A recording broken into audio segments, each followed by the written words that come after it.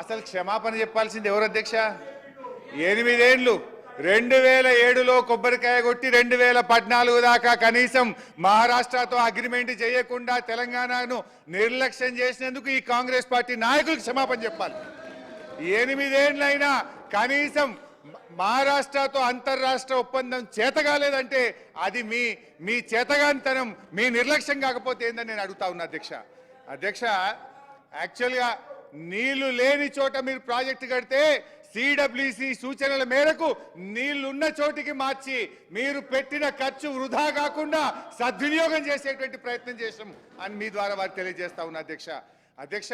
రంగారెడ్డి జిల్లాకు అది టేల్ ఎండ్ అవుతుంది, నీళ్లు రాదని పాలమూరు ఎత్తిపోతల పథకం నుంచి 6 లక్షల ఎకరాలకు డిపిఆర్ లో స్పష్టంగా పెట్టాం. ఇవాళ రిజర్వాయర్లు అయిపోయినాయి, మీరు కాలువలు తవ్వుతాయి. ఎందుకంటే మొన్ననే మనకు నీటి కేటాయింపులు వచ్చినాయి, ఎన్విరాన్మెంట్ క్లియరెన్స్ కూడా అయిపోయింది. ఆ ఈసీ తెచ్చితే ఇవాళ కాలువలు తవ్వుతే రంగారెడ్డి జిల్లాకు 1 ఏడాదిలోగా నీళ్లు తెచ్చే అవకాశం ఉంది. ఆ పని చెయ్యండి అని చెప్పి నేను మీ ద్వారా వారికి మనవి చేస్తా ఉన్నా అధ్యక్ష. ఈరోజు ఆ తమ్మిడిహట్టిలో ఆడ చాప్రాలనే వైల్డ్ లైఫ్ లో ఇరికిచ్చారు అధ్యక్ష. వాస్తవానికి ఆ రోజు నేను కూడా 2 సార్లు వెళ్ళాను అధ్యక్ష. మొదలు మేము వెళ్ళినప్పుడు అక్కడ కాంగ్రెస్ ప్రభుత్వం ఉంది.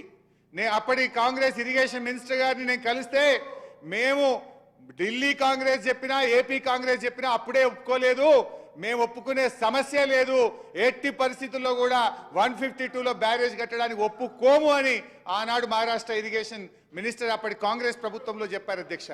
ఆ తర్వాత 6 నెలల తర్వాత ఎలక్షన్స్ అయ్యి అక్కడ బీజేపీ ప్రభుత్వం వచ్చింది. మళ్ళీ అక్కడికి వెళ్ళాం. అక్కడికి వెళ్ళి దేవేంద్ర ఫడ్నవీస్ గారు ముఖ్యమంత్రి అయితే వారిని అక్కడ ఇరిగేషన్ మినిస్టర్ను కలిసి మాకు ఇది ఒప్పుకోండి 152కు, మాకు తెలంగాణకు జీవనాధారం అని చెప్పి ఎన్ని రకాలుగా అడిగినా ఆయన ఏమన్నాడంటే అసలు దీనికి వ్యతిరేకంగా పోరాటం చేసిందే నేను, జైళ్లలో పడ్డా అరెస్ట్ అయినా ఈరోజు రాష్ట్ర ముఖ్యమంత్రిగా నేనెట్లు ఒప్పుకుంటా 152కు, ఒప్పుకునే ప్రశ్నే లేదని కొత్తగా మహారాష్ట్రలో పదవి బాధ్యతలు చేపట్టిన ఫడ్నవీస్ ముఖ్యమంత్రి గారు చెప్పారు అధ్యక్ష. స్వయంగా కేసీఆర్ గారు కలిసి మేము కలిసి అన్ని ప్రయత్నాలు చేసిన తర్వాత ఒప్పుకునే ప్రశ్నే లేదు అని చెప్పి ఆ కొత్తగా వచ్చిన ప్రభుత్వం కూడా చెప్పిన తర్వాత ప్రత్యామ్నాయం లేని పరిస్థితి. 7 ఏళ్ళు మీరు సమయం వృధా చేశారు. మరి మేము 7 ఏళ్ళు దాని హెడ్ ఎక్కడ కట్టాలో అసలు మహారాష్ట్రలపై అనుమతి లేకుండా మనం బ్యారేజ్ కట్టగలుగుతామా? మీలాగా 8 ఏళ్ల సమయం వృధా చేయాలనుకుంటున్నారా? అయితే ఆ రోజు వ్యాప్కోస్ అనే కేంద్ర ప్రభుత్వ సంస్థకు మాకు ఈ సమస్య వచ్చింది. ఒకవైపు సిడబ్ల్యూసి నీళ్లు లేదు, మీకు అవసరమైన నీటి లభ్యత తమ్మిడిహట్టి దగ్గర లేదు, మీరు ప్రత్యామ్నాయం చూసుకోండి అని సిడబ్ల్యూసి చెప్తుంది. మరోవైపు మహారాష్ట్ర ఒప్పుకోనంటుంది, ప్రత్యామ్నాయం సూచించండి అని చెప్పి కేంద్ర ప్రభుత్వ సంస్థ వ్యాప్కోస్కి ఇస్తే వాళ్ళు ఇచ్చిన సూచన మేరకు మాత్రమే ఈ మేడిగడ్డ, తమ్మిడిహట్టి, అన్నారం, సుందిల్లా బ్యారేజ్ల నిర్మాణం జరిగిందని మీ ద్వారా గౌరవ ముఖ్యమంత్రి గారికి ప్రభుత్వాన్ని తెలియజేస్తున్నా అధ్యక్ష. ఈరోజు గౌరవనీయులు ముఖ్యమంత్రి గారు కానీ ఇరిగేషన్ శాఖ మంత్రి వర్యులు ఈరోజు ఈ బ్యారేజ్ దాన్ని ఏదో పార్లమెంట్ ఎలక్షన్స్ ఉన్నాయి లబ్ధి పొందాలని ఎక్కువ చేసి చూపే ప్రయత్నం చేస్తున్నారు. అఫ్కోర్స్ ముఖ్యమంత్రి గారు ధోరణి అయితే ఎట్లుందంటే ఆయన ఆ మధ్య స్టేట్మెంట్ ఇచ్చారు సీఎం గారు, కేసీఆర్ గారి ఆనవాళ్లు లేకుండా చేస్తా అంటే ఆయన చేసిన మంచి పనులు ఏవి రేపు ప్రజలు గుర్తుంచుకోకుండా చేస్తా అనేటువంటి ఒక దాంతో ఆయన డిసైడ్ అయి ఉన్నాడు. నాకు డౌట్ కూడా వస్తూ ఉంది, వాళ్ళు ఈ బ్యారేజీలు కూలిపోవాలని ఉద్దేశపూర్వకంగా ఆలస్యం చేస్తున్నారనే అనుమానం కూడా కలుగుతూ ఉంది. దయచేసి రాజకీయం చేస్తే మా మీద ఎంతైనా బురద చల్లండి కానీ. స్పీకర్ సార్, హరీష్ రావు గారు స్టేట్మెంట్ విత్డ్రా చేసుకోవాలి. ఇది హైలీ ఇర్రెస్పాన్సిబుల్. మీ కరప్షన్ వల్ల, మీ దోపిడీ వల్ల మేడిగడ్డ బ్యారేజ్ కొలాప్స్ అయిపోయి ఇక మీదికెళ్ళి మీరు ఎదురుదాడి చేయడమా? సిగ్గుపడాలి, క్షమాపణ చెప్పాలి తెలంగాణ సమాజానికి. అధ్యక్ష, ఇప్పటికి 3 సార్లు చెప్పిన ప్రభుత్వం మీ దగ్గర ఉంది, ఏ విచారణ అయినా చేయండి, దానికి మేము సిద్ధమని చెప్పినాం. అయితే అధ్యక్ష, బ్యారేజీల విషయంలో ఈరోజు సరే ఆ సంఘటన మేము కూడా హర్షించము, తప్పు ఎవరు చేసినా తప్పే, దాన్ని ఎంక్వైరీ చేయండి, టెక్నికల్ డిఫాల్ట్ ఏందో తెలుసుకోండి, కానీ తొందరగా దాన్ని రిస్టోర్ చేసే ప్రయత్నం చేయండి. ఒక బ్యారేజీలే కాదు, కాళేశ్వరంలో మనం అనేక రిజర్వాయర్లు కట్టుకున్నాం, కాలువలు తవ్వుకున్నాం, ఎంతో ఆయకట్టు మనకు వచ్చేది ఉంది.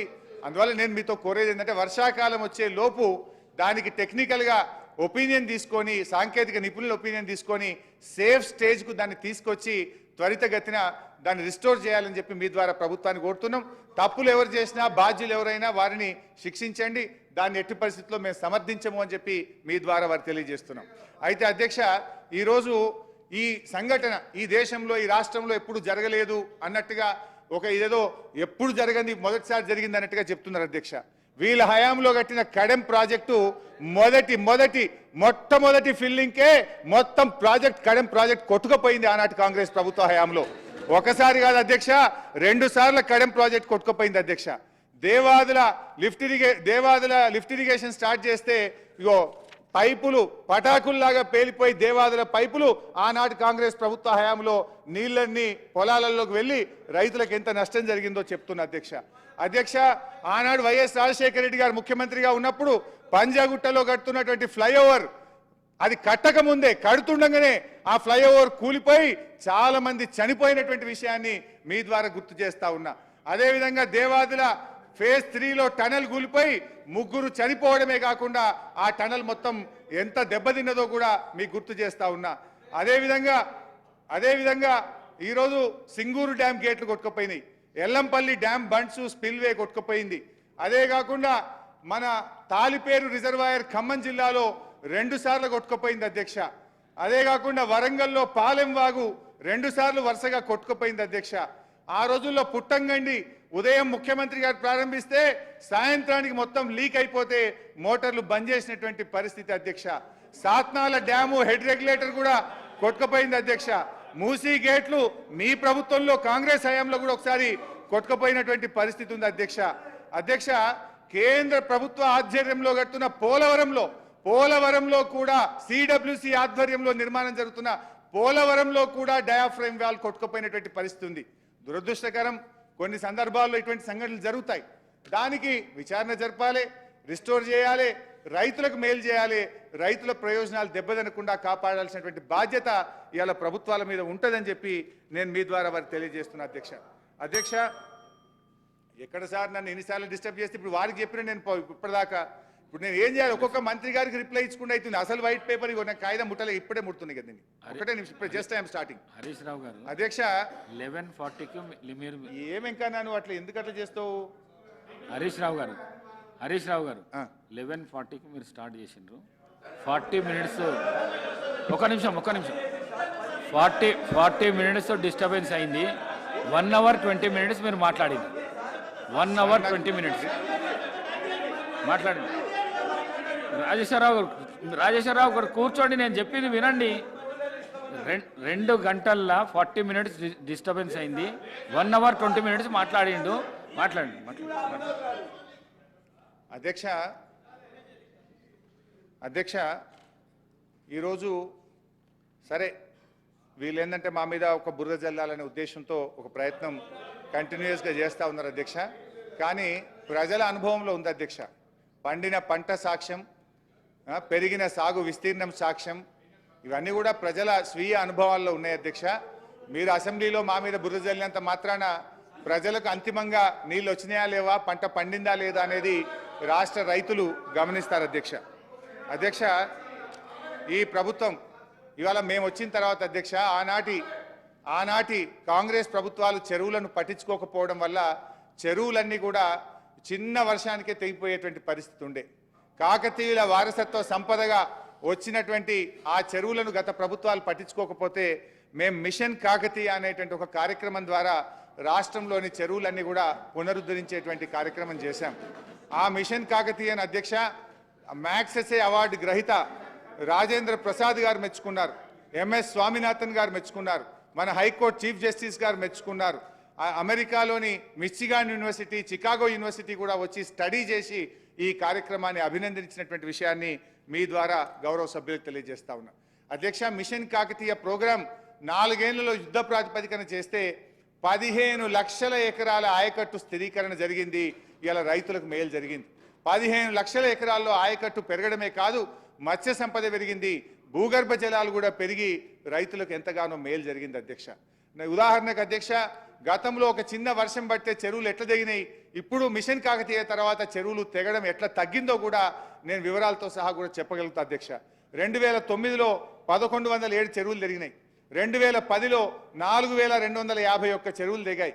2011లో అది డ్రాటు 393, 2012లో 659, 2013లో 1868. ఇట్లా వేల సంఖ్యలో వర్షాలు బట్టి ఆ రోజుల్లో చెరువులు దిగేది. మిషన్ కాకతీయ తర్వాత ఎప్పుడు కూడా అది 3 డిజిట్ దాటలేదు. ఎంత వర్షాలు పడ్డా కూడా చక్కగా మరి ఆ చెరువుల్ని కాపాడినాం, రిస్టోర్ చేసినాం. కనుక రైతాంగానికి నీళ్లు వచ్చినాయి, పశుపక్షాదులకు కూడా నీళ్లు దొరికినాయి, భూగర్భ జలాలు పెరిగినాయి, మంచి పంటలు కూడా పండినాయి అధ్యక్ష. ఇవే కాకుండా అధ్యక్ష, గత ప్రభుత్వాల హయాంలో మన కాంగ్రెస్ ప్రభుత్వ పెద్దలు ఆ రోజుల్లో ఏముండేదంటే కాలువల ద్వారా, అంటే ప్రాజెక్టుల కాలువల ద్వారా చెరువులకు నీళ్ళు ఇవ్వద్దు అనే ఒక నిబంధన ఉండేది. ఆ రోజు వీళ్ళు ఎవరు మాట్లాడే వాళ్ళు కాదు. ఎందుకంటే చెరువులు మనం ఎక్కువ నీళ్లు డ్రా చేస్తే కిందికి కృష్ణాకో డెల్టాకో వాళ్ళకి నీళ్ళు తక్కువ పోతాయని బాధ ఉండేది.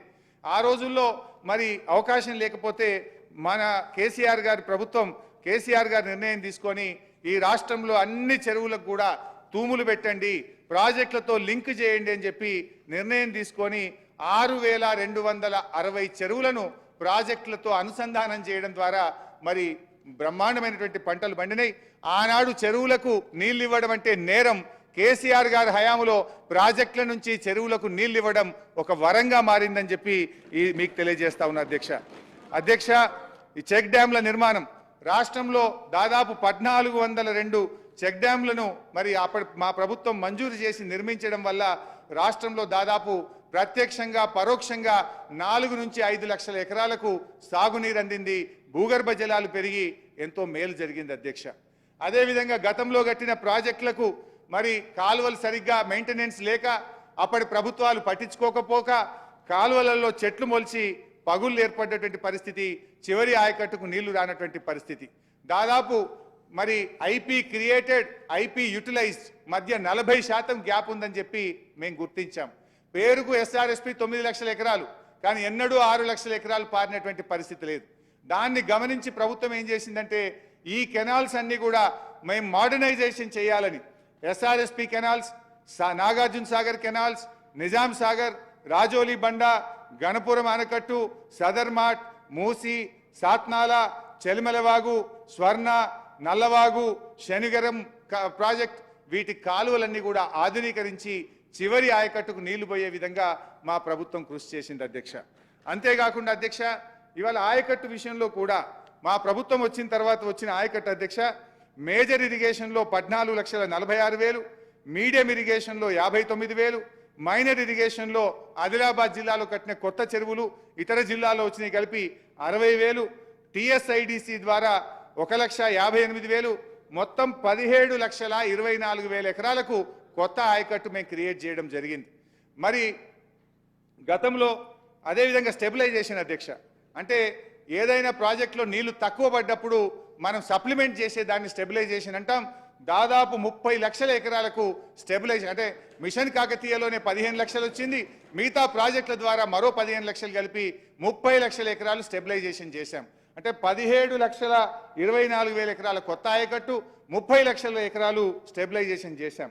తెలంగాణ ఏర్పడ్డ తర్వాత పూర్తి చేసిన ప్రాజెక్టుల అధ్యక్ష, తుమ్మిళ్ళ ఎత్తిపోతల పథకం, Bhakta Ramadasu, mid Maner, SRSP stage 2, అదేవిధంగా అన్నపూర్ణ, రంగనాయక్ సాగర్, మల్లన్న సాగర్, కొండపోచమ్మ సాగర్ రిజర్వాయర్లు, ఎస్ఆర్ఎస్పి పునర్జీవన పథకం, బాగారెడ్డి, సింగూరు కాలువలను ఎత్తిపోతల పథకాన్ని పూర్తి చేయడం, కిన్నెరసాని కాలువలు, గొల్లవాగు, మత్తడివాగు, పాలెంవాగు, ర్యాలీవాగు, గడ్డెన్న సుద్దవాగు, చౌటుపల్లి హనుమంతరెడ్డి ఎత్తిపోతల పథకం, గూడెం ఎత్తిపోతల పథకం, బేత్పల్లి వరద కాలువ, ఎన్టీఆర్ కాలువ, నేను ఆ రోజు తుమ్మల నాగేశ్వరరావు గారిపై ఇనాగ్రేషన్ చేసినాం, ఎన్టీఆర్ కాలువ, గట్టుపొడిచిన వాగు, అదేవిధంగా సమ్మక్క బ్యారేజ్, ఇవన్నీ కూడా తెలంగాణ ప్రభుత్వంలో ఈ ప్రాజెక్టులన్నీ కూడా పూర్తి చేయడం జరిగింది. గౌరవెల్లి రిజర్వాయర్ పూర్తి చేసినాం అంతే తప్ప నేను చదవలే కదా మేము వీఆర్ జెన్యున్గానే చెప్తామన్నా, మీలాగా అట్లా చేయమని అధ్యక్ష.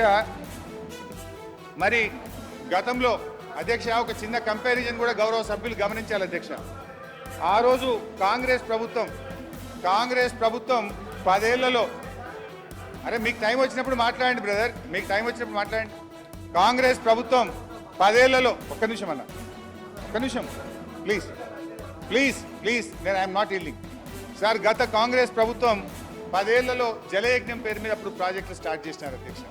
మన తెలంగాణలో జలయజ్ఞంలో ఆ రోజు 19 భారీ ప్రాజెక్టులు, 12 మధ్య తరహా ప్రాజెక్టులు, 2 ప్రాజెక్టుల ఆధునీకరణ అండ్ వరంగల్ ఖమ్మం జిల్లాలో గోదావరి కరకట్టల నిర్మాణం, మొత్తం 35 పనులు ఆ రోజు ప్రాజెక్టులు తెలంగాణలో శాంక్షన్ చేసినారు అధ్యక్ష. ఈ 35 ప్రాజెక్టులు స్టార్ట్ చేస్తే 10 ఏళ్లలో ఒక్క ప్రాజెక్ట్ అన్న పూర్తి చేసినారా అని చెప్పి నేను అడుగుతా ఉన్నా. ఎక్సెప్ట్ మన గుత్పా అలీసాగర్ లిఫ్ట్, అది 90% గత తెలుగుదేశం ప్రభుత్వ హయాంలో మంజూరై 90% పూర్తయితే ఆ 10% పనిని పూర్తి చేసి అది నీళ్లు సప్లిమెంటేషన్ కొత్త ఆయకట్టు కూడా కాదు, ఒక్క గుత్పా అలీసాగర్ తప్ప జలయజ్ఞంలో స్టార్ట్ చేసినటువంటి 35 ప్రాజెక్టులలో ఒక్క ప్రాజెక్ట్ అన్న పూర్తి చేశారని మీ ద్వారా నేను అడుగుతా ఉన్నాను అధ్యక్ష.